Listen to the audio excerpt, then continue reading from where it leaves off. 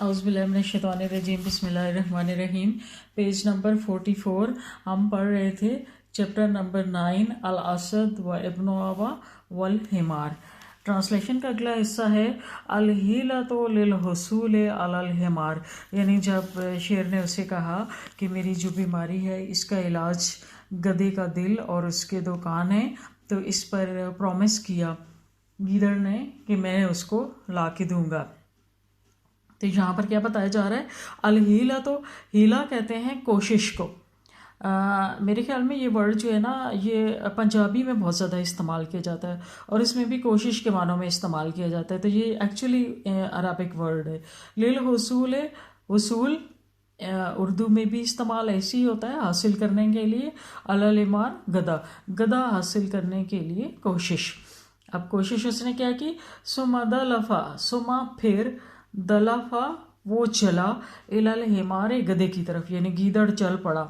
फ़अताहु वो उस तक पहुंचा, बस वो उस तक पहुंचा। वसल्लमा अलैहि उसको सलाम किया।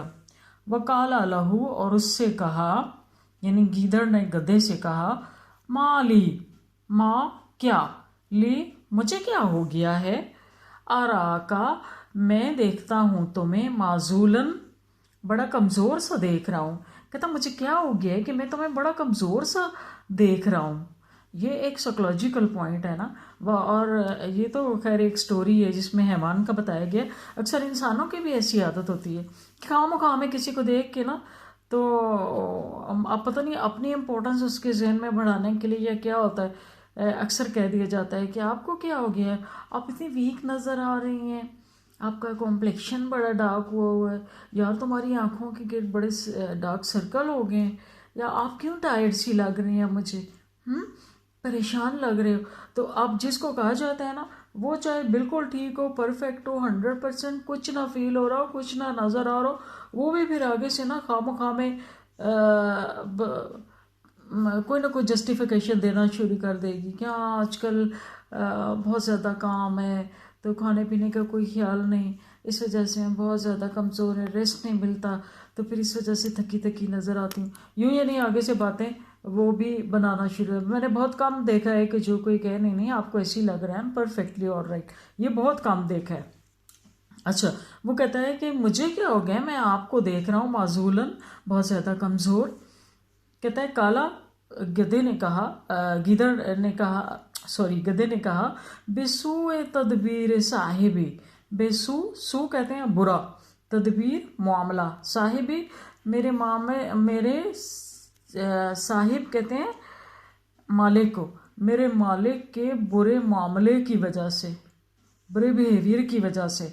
क्या बिहेवियर है, फ़इन्नहु पस बेशक वो, ला यज़ालो का मतलब होता है मुसलसल, युजियो भूखा रखता है, बतनी मेरे पेट को, वो युस्किलो और बोझल रखता है, जहरी, जहर कहते हैं पीठ को, और मेरी बैग को बोझल रखता है, मतलब सामान मुलाता रहता है, काम करवाता है, लेकिन मेरे पेट में कुछ नहीं डालता। वमा और नहीं, तजतमे और जमा होती, हातान इल हालतान ये दोनों हालतें, अला जिस्मिन किसी भी जिस्म पर, इल्ला मगर, अन हालताओ उसको कमज़ोर कर देती हैं, व अस कमताओ और बीमार कर देती हैं।